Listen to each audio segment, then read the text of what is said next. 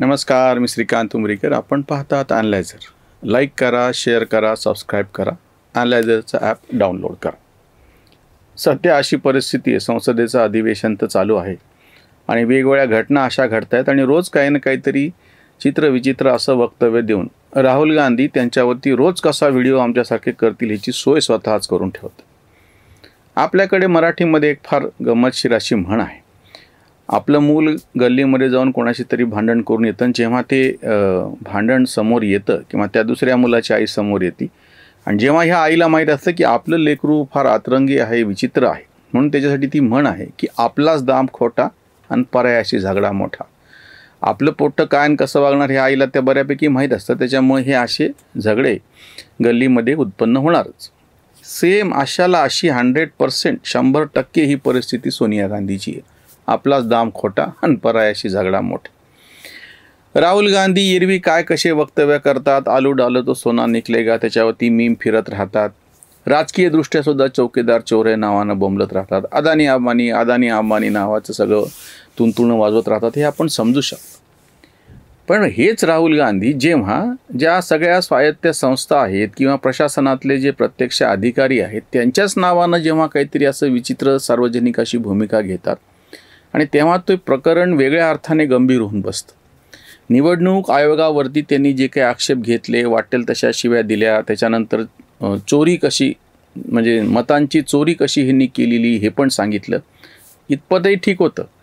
राहुल गांधींचं परवाचं वक्तव्य इतकं भयानक आहे की ह्या निवडणूक आयोगाला आम्ही सोडणार नाही, ते काय रिटायर्ड झाले तरी, म्हणजे जे प्रत्यक्ष पदावरती बसलेले आहेत त्या माणसाचे आम्ही मागं कसं लावू, अशी एक धमकी.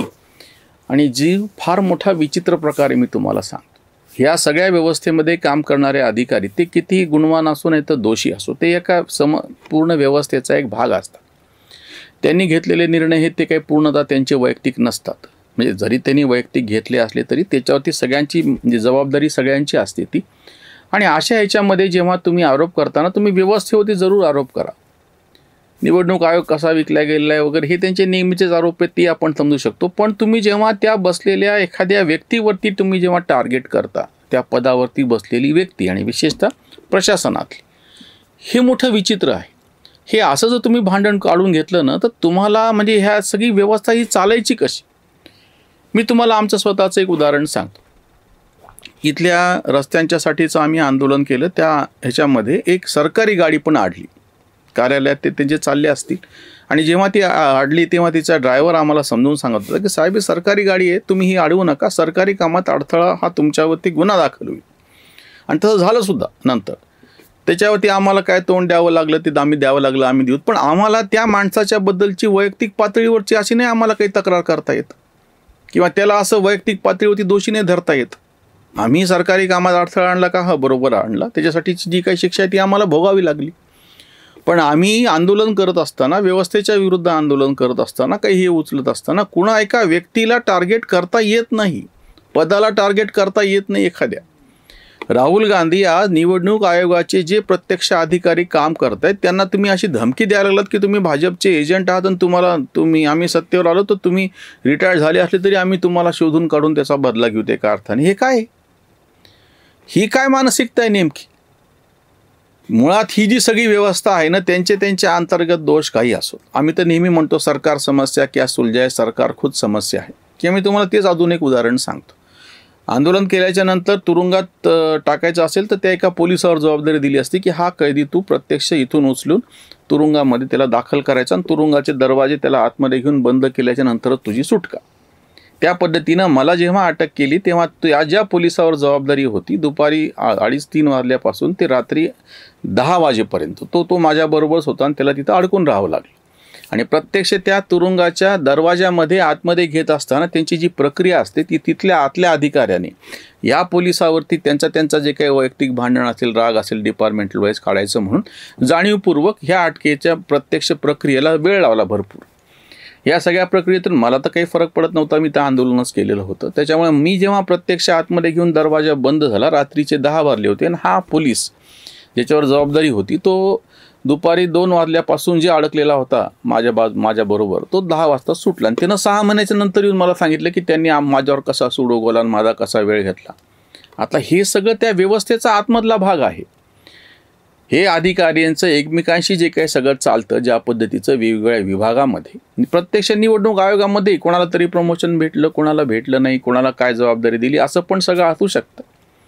पण जेव्हा तुम्ही बाहेरून याच्याकडे पाहता, मी एक आंदोलन म्हणून राहुल गांधी सारखे एक प्रत्यक्ष राजकीय इतके मोठे नेते म्हणून, तेव्हा तुम्ही त्याच्यातल्या व्यक्तिशः कोणाला नाही बोलू शकत काही.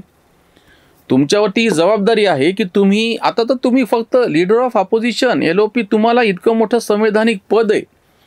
तेव्हा तुम्ही जेव्हा निवडणूक आयोगावरती टीका करत आहात तेव्हा तुम्ही ती टीका करत असताना तुम्ही ती निवडणूक आयोग म्हणूनच ठेवा. हां, त्याच्यात पुन्हा अजून एक अडचण आहे. हे आता असं म्हणतात की आमच्याकडं 100% प्रूफ कसं आहे आणि आता मी बॉम्ब कसा टाकणार आहे. अरे पण तुम्हाला हे सगळं घेऊन न्यायालयात जायला कोणी रोखलं होतं? सगळ्यात अडचणीची गोष्ट काय आहे, महाराष्ट्राची निवडणूक उलटून 8-9 महिने होऊन गेलेले आहेत. हरियाणातली निवडणूक होऊन गेलेली आहे. दिल्लीची निवडणूक होऊन गेलेली आहे. तुमची तक्रार कोणाबद्दल आहे? सार्वत्रिक निवडणूक होऊन तर 12 महिने झाले जातात.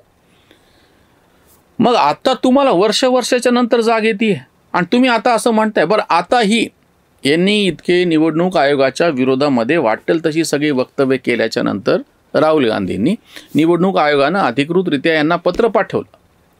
त्यांना वेळ दिली. मला वाटतं काहीतरी 12 जूनची वेळ दिलेली होती त्यांना. त्याही गोष्टीला आता 1.5-2 महिने होऊन गेलेले आहेत. ऑगस्टचा महिना चालू झाला आता. आज तागायत राहुल गांधींनी निवडणूक आयोगाच्या पत्राला कुठलं उत्तर दिलं ना प्रत्यक्ष निवडणूक आयोगामध्ये जाऊन आपली तक्रार समोर मांडली. ही तर राहुल गांधींच्या बाबतीतली बोंबच बसलेली आहे. मला संसदेमध्ये बोलू देत नाही असं म्हणायचं, जायचं आपलं काय भाषण झालं की उठायचं निघून जायचं सर्व. म्हणजे एक तर सभात्याग करायचा, नाही तर अक्षरशः ते अधिवेशन सोडून परदेशात निघून जातात. केवळ अधिवेशन नाही, भर निवडणूक चालू असताना सुद्धा यापूर्वी राहुल गांधींनी अचानक आपला परदेश दौरा ठरवला, म्हणजे दिलं सोडून निवडणूक. निकाल लागल्याच्या नंतर सुद्धा एकदा असा प्रसंग घडलेला आहे. मला वाटतं हिमाचलमधली मागची निवडणुकीची गोष्ट आहे. पराभव झाल्याच्या नंतर राहुल गांधी गायब झाले. आपल्या कार्यकर्त्यांचं सांत्वन करायला नाही हजर राहिले भारतामध्ये. फरक कसा असतो तुम्हाला मी सांगतो. याच मराठवाड्यामध्ये एका मतदारसंघातली अशी गोष्ट आहे, जो आमचा मित्र उभा होता भारतीय जनता पक्षाकडून आणि त्याचा पराभव झाल्याच्या नंतर मला 45 मिनिटाच्या आत निकाल, म्हणजे तो सगळे निवडणूक मतमोजणी प्रक्रिया संपल्याच्या नंतर पक्षाचे प्रमुख देवेंद्र फडणवीस, तेव्हा ते मुख्यमंत्री पण होते, आता जसे आहेत त्याच्या आधीच्या ह्याच्यातली गोष्ट, आणि त्यांना 45 मिनिटाच्या आत मला फोन आला की काळजी करू नका, पराभव होतच असतात, पक्ष तुमच्या पाठीशीच आहे, तुम्ही पक्षासाठी मोठं काम केलेले. आता ह्याच्या नेमकं उलट राहुल गांधींची भेट होत नाही, फोनवरती तर बोलणंच होत नाही, आणि ते आपल्या कार्यकर्त्याच्या पाठीमागं उभं राहत नाही. ती कार्यकर्त्यांची तक्रार आहे. आम्ही जो आत्ता व्हिडिओ केला, ह्या मराठवाड्यामधून काँग्रेसचे कार्यकर्ते उठले ज्येष्ठ असे आणि ते भाजपमध्ये निघून गेले. अरे ह्याच्यामध्ये पहिले तुमचा काय दोष आहे तो तपासा ना. भाजप कसा आहे काय हे सगळे घेतल्याच्यानंतर भाजपची स्थिती काय होऊ शकेल, किंवा हे कार्यकर्ते जे नेते गेलेले ते कसे भ्रष्ट होते काय, ते सगळं नंतर.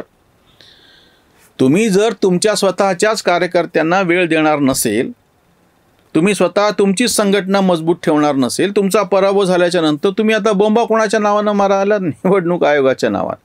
म्हणून म्हणलं आपलाच दाम खोटान पर्यायाशी झगडा मोठा.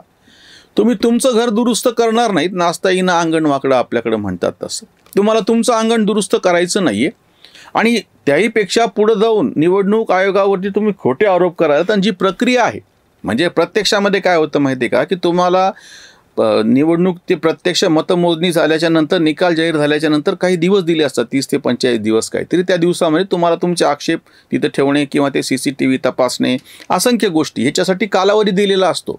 तो कालावधी संपल्याच्या नंतर निवडणूक आयोग त्याला जबाबदार नाही. नंतर आलेले आक्षेप ते तशा अर्थाने एंटरटेन करू शकत नाहीत,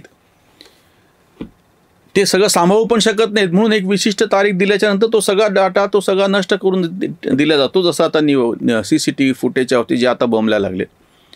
बरं, ह्या सगळ्या याद्या तुमच्या BLA बूथ लेवल एजंट, तुमचे जे प्रतिनिधी आहेत त्यांच्याकडे दिलेले आहेत ना. आत्ता तुम्हाला मी सांगतो, हे एवढं बंबा मारायलेत ना, आज 2 ऑगस्ट ना, कालपासून 1 ऑगस्टपासून बिहारमधल्या मतदार याद्या सगळ्यांच्यासाठी उपलब्ध आहेत. 1 महिना दिलेला आहे.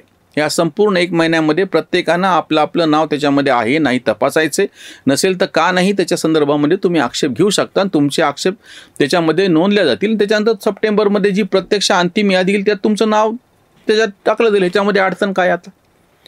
आज जे राहुल गांधी कोर्टात जाऊ 100% पुरावा आहे आणि त्यांना मी सोडणार नाही अशा पद्धतीची धमक्या द्यायला लागल्यात, भाषा करायला, ते ह्याचं का उत्तर देत नाहीत? आत्ता बिहारमध्ये सगळ्या विरोधी पक्षांसाठी कालपासून निवडणूक याद्या, मतदार याद्या उपलब्ध आहेत. प्रत्येकानं तपासावून सांगावं की बाबा ह्याच्यात माझं नाव नाही आहे किंवा हे नाव आधी होतं ना आता का कट केलेलं आहे. त्यांनी जे सांगितलं, ज्या मृत व्यक्ती आहेत 22 लाखाच्या जवळपास, 9 लाख तिथून परमनंट किंवा जे रिपीट नावं झाले, अशा सगळे म्हणून 61 लाखाचा आकडा येतो. ह्या 61 लाखापैकी ज्यांचे नावं गळाले आणि प्रत्यक्ष आहेत ते हयात आहेत किंवा तिथेही गेले नाहीत पण चुकून त्यांनी यावं समोर. सर्वोच्च न्यायालयामध्ये सुद्धा हे प्रकरण गेल्याच्या नंतर सर्वोच्च न्यायालयाने हीच भूमिका घेतलेली आहे की तुम्हाला अडचण आता काय आहे, जी काही ज्यांची नावं गळालेली आहेत असे किमान 15 लोक तुम्ही समोर घेऊन या. सर्वोच्च न्यायालयामध्ये कपिल सिब्बल यांना हे सांगितलं माननीय न्यायमूर्तींनी की तुम्ही 15 नावं असे घेऊन या ना आक्षेप की ज्यांची नावं गळले ते प्रत्यक्ष व्यक्ती हजर आहेत म्हणून. पण हे काहीच न करता, म्हणून म्हणलं मी ते दुष्यंत कुमारच्या कवितेसारखं आहे, सिर्फ हंगामा खडा करना ही मेरा मकसद है.